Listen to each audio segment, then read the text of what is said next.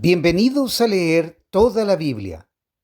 Enero 17, Génesis capítulo 35, verso 1 al capítulo 36, verso 43. Entonces Dios le dijo a Jacob: prepárate, múdate a Betel, establécete allí y edifica un altar a Dios, quien te apareció cuando huías de tu hermano Esaú.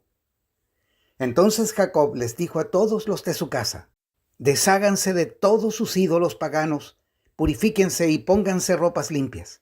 Ahora vamos a Betel, donde edificaré un altar al Dios que respondió a mis oraciones cuando yo estaba angustiado. Él ha estado conmigo en todos los lugares por donde anduve. Entonces le entregaron a Jacob todos los ídolos paganos que conservaban y también los aretes, y él los enterró bajo el gran árbol que está cerca de Siquem. Cuando salían, Dios mandó terror sobre los habitantes de todas las ciudades de aquella región, así que nadie atacó a la familia de Jacob. Finalmente, Jacob y todos los de su casa llegaron a Luz, también llamada Betel, en Canaán. Allí Jacob edificó un altar y llamó al lugar El Betel, que significa Dios de Betel, porque Dios se le había aparecido allí cuando huía de su hermano Esaú. Poco tiempo después murió Débora, la mujer que había cuidado a Rebeca desde niña, y fue enterrada bajo el roble que está en el valle de Betel. Desde entonces ese lugar fue llamado Alon Bacuc, que significa roble del llanto. Ahora que Jacob había regresado de Padán Aram, Dios se le apareció de nuevo en Betel, y Dios lo bendijo diciéndole: tu nombre es Jacob, pero ya no te llamarás Jacob. A partir de ahora tu nombre será Israel. Así que Dios le cambió el nombre y lo llamó Israel. Entonces Dios dijo: yo soy el Shaddai, Dios Todopoderoso. Sé fructífero y multiplícate. Llegarás a formar una gran nación. Incluso de ti saldrán muchas naciones. Habrá reyes entre tus descendientes, y te entregaré la tierra que les di a Abraham y a Isaac. Así es, te la daré a ti y a tus descendientes. Luego Dios ascendió desde el lugar donde le había hablado a Jacob. Jacob levantó una columna conmemorativa para marcar el lugar donde Dios le había hablado. Luego derramó vino sobre la columna como sacrificio a Dios y la ungió con aceite de oliva. Jacob llamó a aquel lugar Betel, que significa casa de Dios, porque allí Dios le había hablado. Una vez que salieron de Betel, Jacob y su clan avanzaron hacia Efrata, pero Raquel entró en trabajo de parto mientras aún estaban lejos de allí, y sus dolores eran intensos. Luego de un parto muy difícil, la partera finalmente exclamó: no temas, tienes otro varón. Raquel estaba a punto de morir, pero con su último suspiro puso por nombre al niño Benoni, que significa hijo de mi tristeza. Sin embargo, el padre del niño lo llamó Benjamín, que significa hijo de mi mano derecha. Así que Raquel murió y fue enterrada en el camino a Efrata, es decir, Belén. Jacob levantó una columna conmemorativa sobre la tumba de Raquel, la cual puede verse hasta el día de hoy. Entonces Jacob siguió su viaje y acampó más allá de Migdal Edar. Mientras vivía allí, Rubén tuvo relaciones sexuales con Bilha, la concubina de su padre, y Jacob se enteró enseguida. Estos son los nombres de los 12 hijos de Jacob. Los hijos de Lea fueron Rubén, el hijo mayor de Jacob, Simeón, Leví, Judá, Isaacar y Zabulón. Los hijos de Raquel fueron José y Benjamín. Los hijos de Bilha, la sierva de Raquel, fueron Dan y Neftalí. Los hijos de Zilpa, la sierva de Lea, fueron Gad y Aser. Estos son los nombres de los hijos que le nacieron a Jacob en Padán Aram. Entonces Jacob regresó a la casa de su padre Isaac en Mamre, que está cerca de Kiriat Arba, actualmente llamada Hebrón, donde Abraham e Isaac vivieron como extranjeros. Isaac vivió 180 años.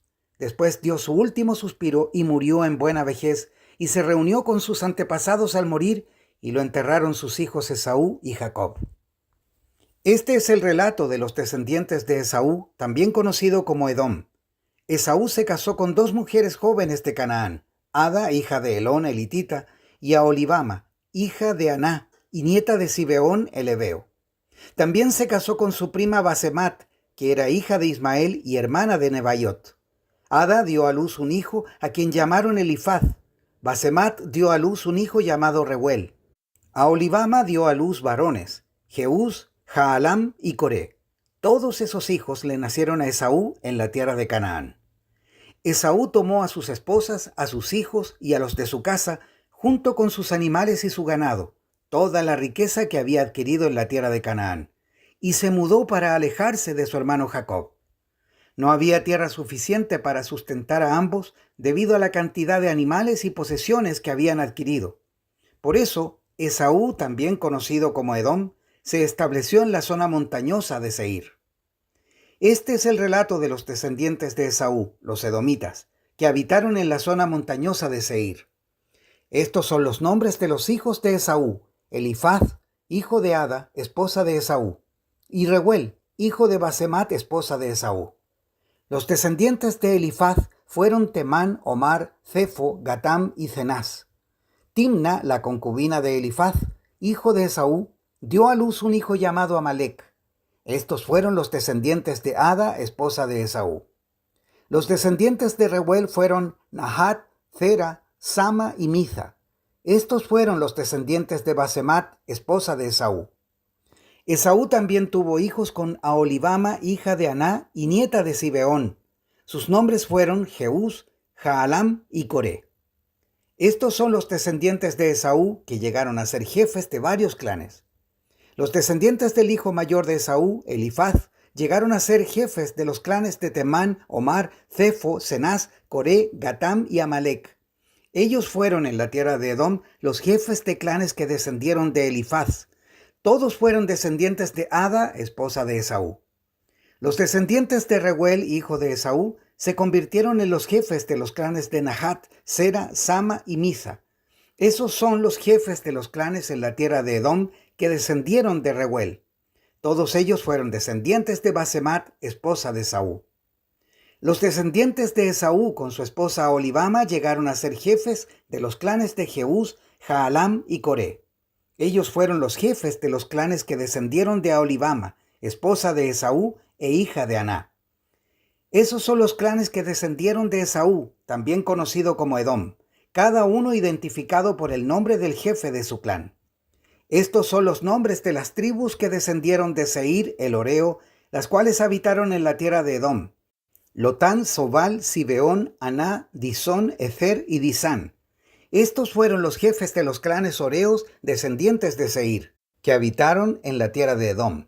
Los descendientes de Lotán fueron Ori y Emam. La hermana de Lotán se llamaba Timna. Los descendientes de Sobal fueron Albán, Manahat, Ebal, Cefo y Onam. Los descendientes de Zibeón fueron Aja y Aná. Este Aná fue el que descubrió las aguas termales en el desierto mientras cuidaba los burros de su padre. Los descendientes de Aná fueron su hijo Disón y su hija Olibama. Los descendientes de Disón fueron Emdán, Esbán, Itrán y Querán.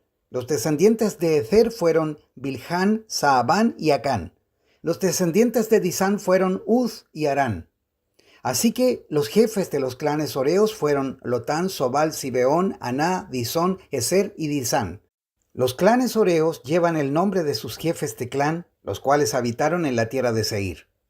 Estos son los reyes que gobernaron en la tierra de Edom antes de que los israelitas tuvieran rey.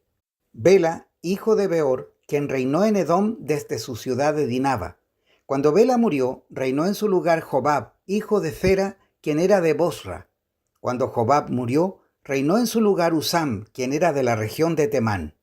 Cuando Usam murió, reinó en su lugar Hadad, hijo de Bedad, y gobernó desde la ciudad de Abit. Él fue quien derrotó a los madianitas en la tierra de Moab.